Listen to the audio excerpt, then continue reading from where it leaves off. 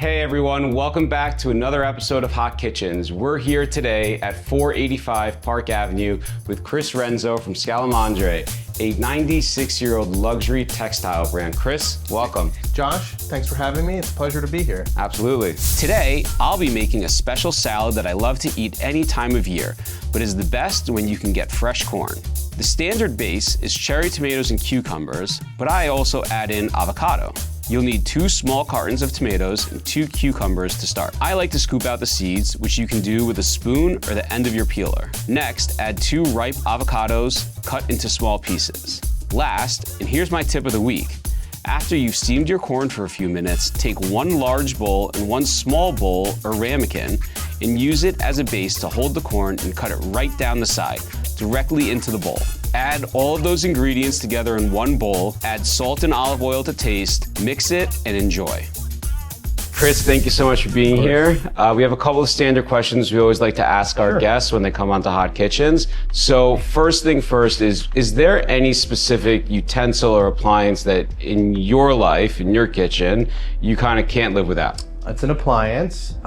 It's a espresso maker. Okay. And I can't start my day without it. And now I can't even drink coffee. It's either espresso or cappuccino. But yeah, that's my favorite appliance in the kitchen. And what brand? Breville. Okay. Yeah. Is there a specific food or dining experience you've had either in New York or somewhere else that for you just stands out and you'll always remember that? Of course. Actually, I had one of the best dining experiences I've had in many years. This past weekend, actually, in my hometown of Montclair, New Jersey, Iron Chef Marimoto opened up a restaurant called MM. It is some of the best sushi I ever had, and sushi, besides for Italian, which I grew up with, it's definitely my favorite cuisine. And I was just left astonished. I was really blown away by the flavor and the presentation. And he was there because it had only been open for 2 weeks, so he came around, shook hands. That was a really memorable dining experience. For sure. Yeah. Chris, Scalamandre has been around for 96 years now. How long have you been working with the brand? Been there about 15 years. I've done a lot of different roles at the company. I started cutting samples, picking orders off the warehouse shelves. I did that for like a year and a half, 2 years. And then I moved into a sales position in New York. After that, I ran our West Coast. I lived in Los Angeles for close to a decade and ran our whole West Coast operation. We have 11 corporate showrooms around the country. There's a lot to manage. But then 3 years ago, I came back east and definitely helping more with the day-to-day operations of the company, running the studio, helping out with our marketing team, and just a general overview of our sales and management. But yeah, it's been 15 years, but it's gone fast. What's it like working with a brand that has such a long history? I mean, I can go on and on to answer that question, but it's an honor to work for a company that is bigger than us, like the owners. It's bigger than the family that runs the company. It has a legacy of 9+ decades and a engagement with American culture and architecture and interiors in such a special way that, if you're coming to work, if you're down a little bit, you just kind of remember where you are and what you're doing and this legacy that you continue to build upon. It's an honor. Yeah, it's a special thing. I'm sure there's been tons of things over the years that have changed and have been kind of made to become more modern and fit with current styles.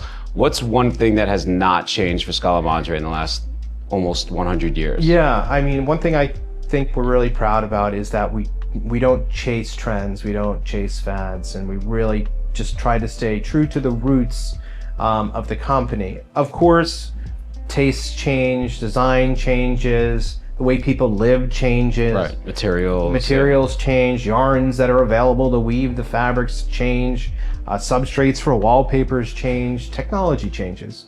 But we've never tried to design for a particular time. It's always been about honing in on to the foundation of the company, and the company was founded just to for the purpose and mission to bring Italian silks to the U.S. There really was a void in the market, and Franco Scalamandre, the founder, that was his mission, was to bring those Italian silks back to the U.S. Now, when I look at what's current in our line today versus those architectural documents that were being sold in 1929, obviously there's a big difference. Right. However, you can still buy a silk damask from us. You can still buy a embroidered, beautifully laced fabric from us that they had back then.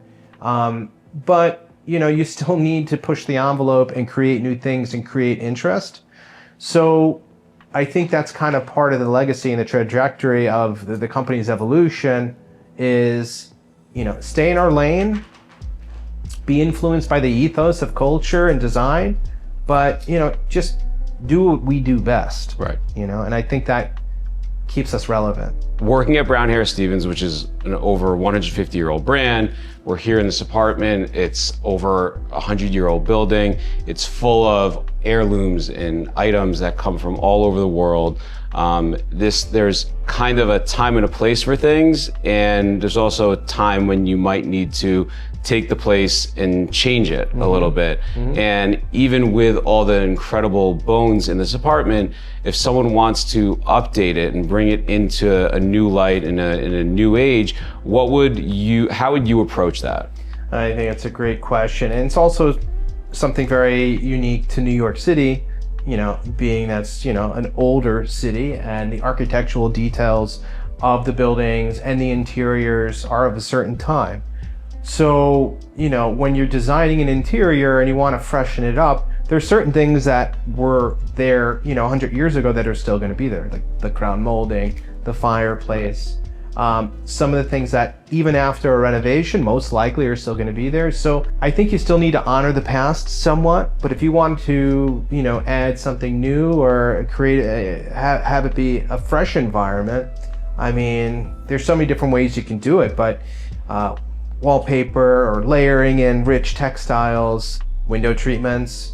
You can, display beautiful pattern and color that way. New fresh wallpaper, new flooring, new carpet, without having to really get rid of the old architectural details. We've done these episodes from apartments that look very different from each other. And one of the things that's definitely pretty in trend right now is clean, simple, not getting too creative. But people are now starting to say, I need to inject some color into my apartment. I want to do something different. Where would you suggest someone start if they wanted to add more of the Scalamandre look to, these days, these very modern apartments are very clean looking? No, I think we're moving, at least with the post-pandemic, and the pandemic really kind of pushed us into more of a maximalist design era, right? Yeah. I think everything prior to that was very clean and contemporary, and obviously that still exists. It's always going to exist. But if you want to dare and be a little bit more adventurous, definitely going to want to start with wallpaper, and you definitely probably start in a smaller room. So a powder room, a bathroom, Right. a foyer, where you're not having to make such an investment to have a big impact. And then if it grows on you, there's a whole home you can decorate. Right. Yeah. Right. Powder rooms have really become that statement piece, even in new developments where everything else is very contemporary, Yeah. minimalist. Powder rooms have become a place where people are adding so much more texture and like the stone and the metal and the glass. They're mixing all that in, and then people come in, and I've seen a lot of these wallpapers added, and I'm sure many of them are yours. Yeah. It's always nice when we get to see our paper in the as the final product. We usually just see it in a sample form or as a roll, but I know for me in my home, that's where we started.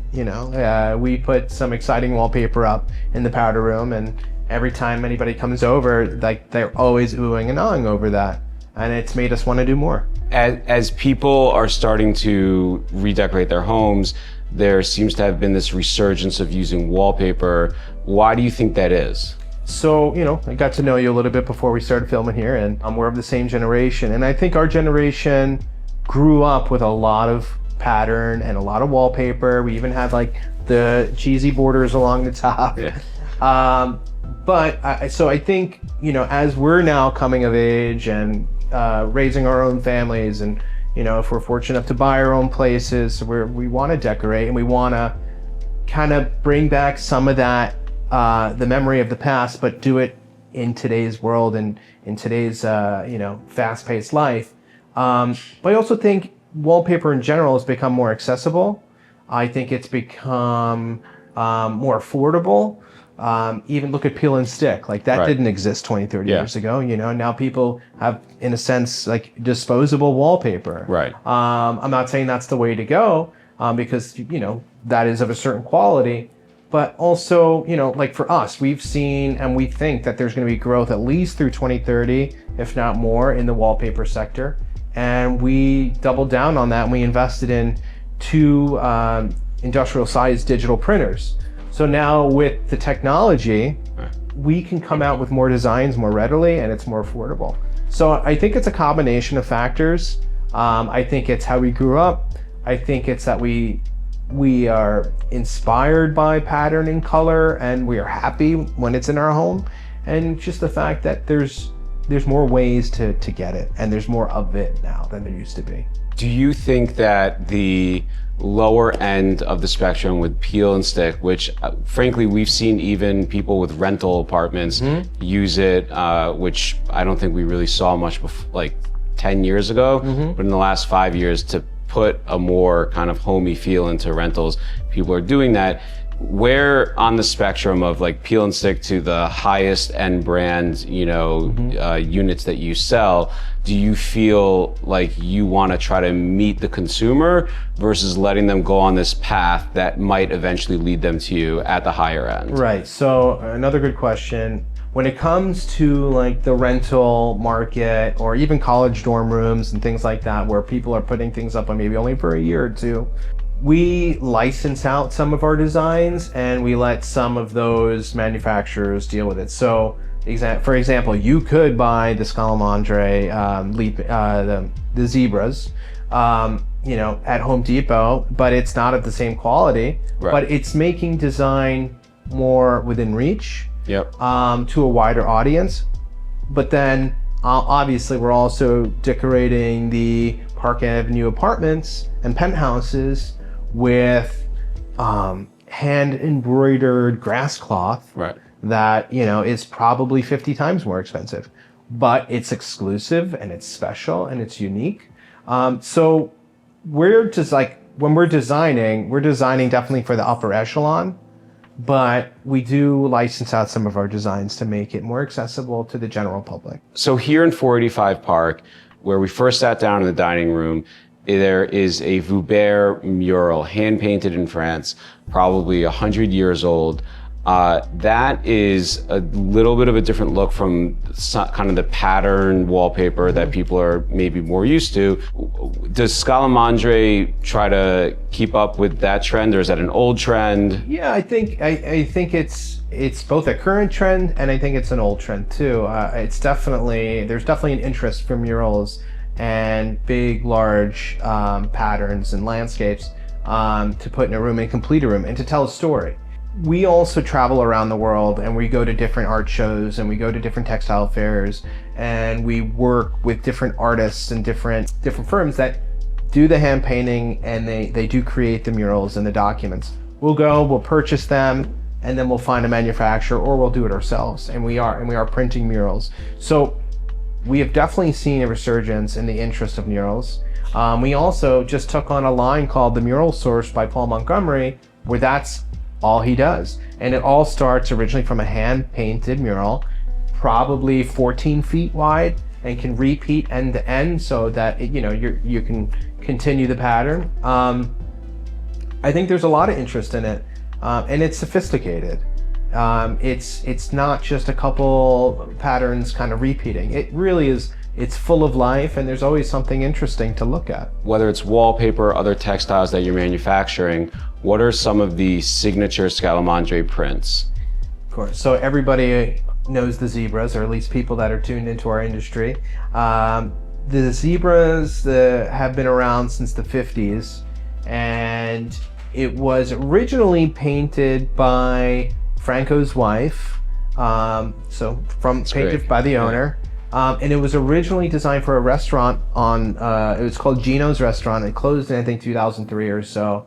But it was like a landmark in New York City. All famous interior designers, actors, actresses, they all kind of hung out there. Like Frank Sinatra would be there. You know, it was a very interesting scene. But on the walls was the red zebra. And that, 70 years later, we've colored it 16 times over. Wow. We have put it on different substrates. We printed it on grass cloth, and it's still one of our best sellers. To think about a pattern that is synonymous with the brand and that still, after 70 plus years, is still selling as one of your best sellers, there's something so unique about that particular design. And lasting. Yeah. And I remember I was listening to some podcasts with, I forget exactly, it's been years, but they're like, oh, Scalamandre, that zebra company. Obviously we're way more than that, but we did get kind of a bit pigeonholed into that design a little bit, but it's a design that's stood the test of time. Right. One of the trends has been that people are not necessarily going for open kitchens or closed kitchens, but they're doing these eat-in kitchens with almost a den extension to it. Mm-hmm. So there's a lot of design opportunities there. What do you suggest people do if they want to add the Scalamandre look to that setting? Definitely a lot of different ways they can do it. Beautiful floral wallpaper is classic and timeless. We have dozens and dozens of different type of floral wallpapers. If they want something more graphic and a little more contemporary, you could still go with the zebras, even though it's 70 years old. It's still contemporary to many people because it's such a bold pattern.